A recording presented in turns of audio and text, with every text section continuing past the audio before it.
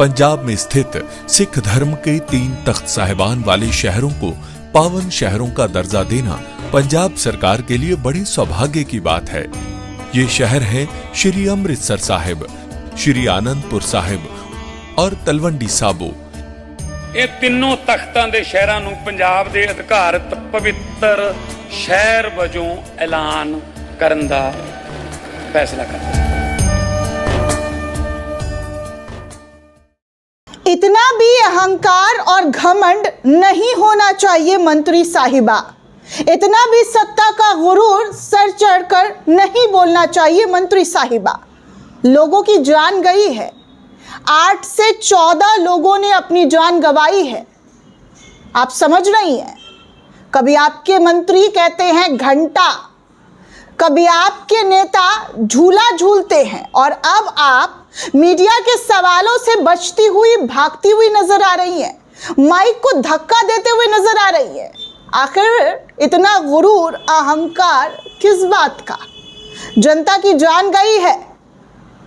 कोई गुड्डे गुड़िया का खेल नहीं है कि भैया गुड्डे गुड़िया का खेल हुआ और समाप्त। खबर यहीं पर समाप्त नहीं होती है, खबर तो यहां से शुरू होता है और यहां से सवाल आपसे पूछा जाता है कि आखिर इतनी बड़ी लापरवाही मध्य प्रदेश के अंदर हुई कैसे। जैसा कि मैंने आप सभी को कहा है दोस्तों कि मैं बार बार सवाल पूछती रहूंगी, बार बार सवाल उठाती रहूंगी, क्योंकि लोगों की जान गई है। कोई आम बात नहीं है, कोई मजाक नहीं हुआ है कि भाई मजाक मजाक में जो है लोग खेल कूद रहे, हंस रहे, बोल रहे। यहां पर लोगों की जान गई है। उन परिवार वालों के ऊपर जो दुख का पहाड़ टूटा है, उन परिवार वालों को इंसाफ और न्याय चाहिए। आप लोग कायदे से इस्तीफा देते हुए नजर आते, लेकिन वो कहते हैं ना कि सत्ता का गुरूर घमंड जब सर चढ़कर बोलता है ना, तो ना आगे दिखता है ना पीछे दिखता है। वही हाल आपके पार्टी में कुछ लोगों का सर चढ़कर बोल रहा है। जिनको पार्टी से इस्तीफा देना चाहिए था, वो इस्तीफा की बजाय दूसरों का निलंबन कर रहे हैं। गजब का खेल चल रहा है दोस्तों भाजपा शासित राज्य में। चलिए आपको महिला मंत्री का ये रूप दिखाते हैं। इंदौर में जब मौतों पर सवाल पूछा गया तो ये महिला मंत्री जो है माइक पर धक्का देकर भागती हुई नजर आई हैं। ध्यान से इन चेहरे को देखिए, किस तरीके से सवालों का जवाब इनके पास नहीं है। शर्म आनी चाहिए आप जैसे लोगों को जो सत्ता में बैठे हुए। कड़वी बात है, हो सकता है आप मेरे ऊपर भी FIR करवा दीजिए, मुझे भी जेल में डलवा दीजिए, लेकिन मैं सवाल पूछती रहूंगी। जब आपसे पत्रकार सवाल पूछ रहा है तो आपको जवाब देना चाहिए, जवाब आपको देना चाहिए, क्योंकि लोगों की जान का सवाल है। लोग बीमार पड़े हैं, जो उनकी जरूरी चीजें हैं, शिक्षा, स्वास्थ्य, ये सब जरूरी है। और शिक्षा स्वास्थ्य जब आप दे नहीं पा रहे हैं तो आप काहे बात के लिए कुर्सी पर बैठे? त्याग कीजिए कुर्सी का। आप लोग कुर्सी पर बैठे हुए अच्छे नहीं लग रहे, क्योंकि जो आपको देना चाहिए था जनता को वो आप दे नहीं पा रहे। और जब आपसे सवाल पूछा जाता है तो कोई घंटा कहते हुए निकल जाते हैं, तो कोई माइक पर धक्का मारते हुए निकल जाते हैं। ये मनमानी अब आपकी नहीं चलेगी। हर हाल में इस्तीफा होना चाहिए और हर एक वो शख्स का इस्तीफा होना चाहिए जो इस पूरे प्रक्रिया में शामिल थे, पूरे मामले में शामिल थे। मजाक चल रहा है क्या? गंदा पानी सीवर का लोगों के घर पर सप्लाई हुआ है और उस पानी को पीकर लोगों की जान गई है। तो ऐसे तो जाने नहीं दिया जाएगा। जब तक आप लोग जिम्मेदारी तय नहीं करेंगे तब तक सवाल उठता रहेगा, आखिरी दम तक उठता रहेगा, चाहे आपको जेल में डालना हो या फांसी पर चढ़ाना हो। सवाल तो पूछती रहूंगी। सवाल पूछना मेरा कर्तव्य है और जवाब देना आपका कर्तव्य है, आपका धर्म है। जनता ने आपको इसलिए नहीं चुना है कि आप माइक पर धक्का देकर भाग जाइए। जनता ने आपको इसलिए सत्ता पर नहीं बिठाया है कि आप जनता के सवाल और पत्रकारों के सवाल से बचती फिरेंगी। दोस्तों, न्यूज़ 24 के हवाले से खबर आती है कि इंदौर में दूषित पानी की वजह से हुई मौतों पर सवाल पूछने पर माइक को धक्का देकर भाग गई मंत्री। जी हाँ, मंत्री प्रतिमा बागड़ी जो है माइक पर धक्का देते हुए भाग गई हैं, जो इस वक्त सोशल मीडिया पर काफी तेजी से वायरल हो रहा है। ANI की वीडियो है दोस्तों, कॉपीराइट इशू हो जाएगा, इसीलिए मैं वीडियो आपको नहीं दिखा पा रही हूँ, लेकिन तस्वीरों के माध्यम से आपको जरूर दिखाऊंगी कि इंदौर में दूषित पानी पर जब सवाल पूछा गया तो प्रतिमा बागड़ी का रिएक्शन कुछ ऐसा था जो लोगों को अब चुभ रहा है। लोग उनसे सवाल पूछ रहे हैं कि भैया इतना घमंड, इतना गुरूर अच्छा नहीं है, आपको जो है ऐसे घमंड और गुरूर नहीं दिखाना चाहिए, क्योंकि बात लोगों की जान का है, बात लोगों के स्वास्थ्य का है। और जब आप वही मुहैया नहीं करवा पा रहे हैं तो काहे बात का कुर्सी पर बैठकर गुरूर दिखा रहे कि हम मंत्री हैं।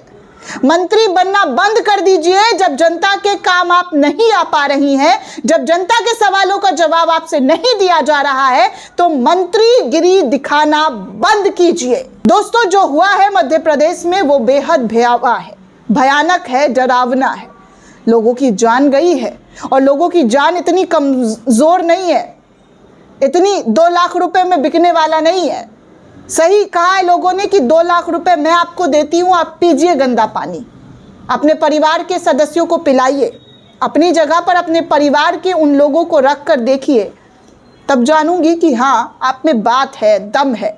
और भाजपा के उन तमाम लोगों से मैं सवाल पूछना चाहूंगी कि भाई आप लोग सत्ता में बैठकर क्या कर रहे हैं? बस विपक्ष को कोसने का काम, 70-75 सालों की दुहाई, और जो आपके शासन में हो रहा है उसका सवाल और उसका जवाब कौन देगा? देख लिया है आप लोगों के नेताओं के बयानबाजी, सुन लिए बयानबाजी, और यही वजह है कि इंदौर के अंदर लोग सड़कों पर उतरकर भाजपा के खिलाफ विरोध कर रहे हैं। भारतीय जनता पार्टी, क्या संवेदनशीलता उनके अंदर खत्म हो चुकी है? क्या भाजपा के लोगों को ये नजर नहीं आ रहा है कि लोगों की जान जा रही है, लोगों की जान गई है, तो जिम्मेदारी और जवाबदेही बनती है? लेकिन अफसोस की बात ऐसा नहीं है। दोस्तों, मध्य प्रदेश सरकार में मंत्री प्रतिमा बागड़ी इंदौर में दूषित पानी की वजह से हुई मौतों पर सवाल पूछने पर माइक को धक्का देकर चली गई। सोशल मीडिया पर वीडियो जमकर वायरल हो रहा है। वायरल वीडियो में दिखाया जा रहा है कि कैसे बागड़ी से दूषित पानी के बारे में जब मौत के बारे में सवाल पूछा गया, वायरल वीडियो में साफ तौर पर देखा जा रहा है कि जैसे ही बागड़ी से दूषित पानी के बारे में सवाल पूछा गया, मौत पर सवाल पूछा गया, तो वो माइक हटाती हुई वहां से चली गई, माइक को धक्का देते हुए वहां से चली गई। वीडियो में पत्रकार ने मंत्री साहिबा से सवाल पूछा कि इंदौर मामले में बचने का कारण क्या है। हालांकि ये पता नहीं चल सका है कि ये वीडियो कब का है दोस्तों, लेकिन लोग न्यूज़ 24 और तमाम जगह पर इस वीडियो को शेयर किया जा रहा है और कहा जा रहा है कि इंदौर में मौतों पर सवाल पूछने पर माइक को धक्का देकर भागती दिखी मंत्री साहिबा। अब आप सोचिए दोस्तों कि मौत लोगों के लिए अब नॉर्मलाइज कर दिया गया है। जैसे हमारे न्यू इंडिया में कुछ भी हो जाता है, सब कुछ नॉर्मलाइज, भाई लोगों की जान चली जाती है, लिंच हो जाता है, धर्म देखकर उनको टारगेट किया जाता है, जय श्री राम और ना जाने क्या क्या नारे लगवाए जाते हैं, ये सब कुछ नॉर्मलाइज हो गया है। क्योंकि नेताओं को कुर्सी मिल गई है, और कुर्सी के बाद जो वो कसकर पकड़कर बैठे हैं, इससे उनको लगता है कि भैया सब उनके हाथ में है, सारी चीज़ें उनके हाथ में है। लेकिन ऐसा चलने वाला नहीं है। मैं बोल रही हूँ बार बार कि ऐसा चलने वाला नहीं है। जनता जब जागेगी तो सारा सवाल और जवाब सब पूछेगी, और ऐसा ही मध्य प्रदेश के अंदर सवाल और जवाब तमाम चीज़ें की जा रही है। अब देखिए दोस्तों, एक और खबर है, विजय वर्गीय जिन्होंने ताना जो घंटा वाला बयान दिया था, जिसके बाद जो है उज्जैन के SDM ने इसे तानाशाही वाला बयान कहा था, जिसके बाद अब SDM साहब को ही निलंबन कर दिया गया है। कैलाश विजयवर्गीय के घंटा वाले बयान से जुड़े मामले में सब डिविजनल मजिस्ट्रेट यानी कि SDM पर बड़ी कार्रवाई हुई है। मध्य प्रदेश के उज्जैन जिले के SDM आनंद मालवीय को निलंबित कर दिया गया है। ये कार्रवाई उनके द्वारा जारी किए गए एक आदेश के कारण हुई है, जिसमें उन्होंने राज्य के शहरी विकास और आवास मंत्री कैलाश विजयवर्गीय के विवादास्पद घंटा वाले बयान को तानाशाही व्यवहार की निशानी बताया था। ये मामला इंदौर में दूषित पानी से हुई मौतों से जुड़ा। इसको लेकर कांग्रेस पार्टी ने विरोध प्रदर्शन किया। कांग्रेस के इस विरोध प्रदर्शन को लेकर कानून व्यवस्था बनाए रखने के लिए SDM ने आदेश निकाला था और इससे मंत्री के बयान का जिक्र किया था, लेकिन शायद मंत्री जी को उनके बयान पसंद नहीं आए। उनके अपने मन मुताबिक बयान जो कानों को अच्छा लगे वही उनको समझ में आता है, और जो बुरा लगता है वो ऐसे ही कार्रवाई करते हैं। अब इस कार्रवाई को लेकर क्या नाम दिया जाए दोस्तों, अब आप खुद डिसाइड कीजिए कि अगर इस तरीके के बयान को SDM ने कह दिया कि तानाशाही है, तो SDM को ही निलंबित कर दिया जाना।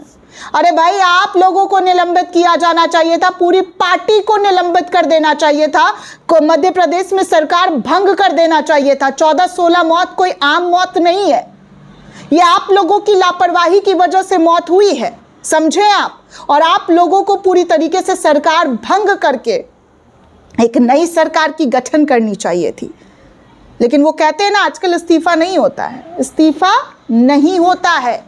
इस्तीफा अगर मांगने की बात कहेंगे तो उल्टा आपको कटघरे में खड़ा कर दिया जाएगा। हो सकता है कुछ अंधभक्तों को, कुछ लोगों को मेरी बातें कड़वी लग रही हो, लेकिन लगे कड़वी, मुझे कोई फर्क नहीं पड़ता है।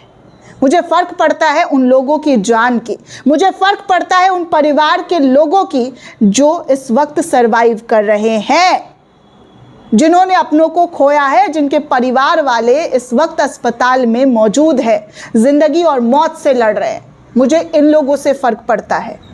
मैं कोई दलाली नहीं कर रही हूँ, मैं लोगों के साथ इंसाफ चाहती हूँ, उन लोगों की आवाज़ बनना चाहती हूँ जो इस वक्त न्याय की आस लगाते हुए सरकार से सवाल पूछ रहे हैं। दोस्तों, इस पूरे रिपोर्ट को लेकर आप क्या सोचते हैं, आपकी क्या प्रतिक्रिया, हमें कमेंट करके ज़रूर बताइएगा। साथ ही साथ चैनल को ज़्यादा से ज़्यादा लाइक, शेयर और सब्सक्राइब करना बिल्कुल भी ना भूलें। जय हिंद दोस्तों।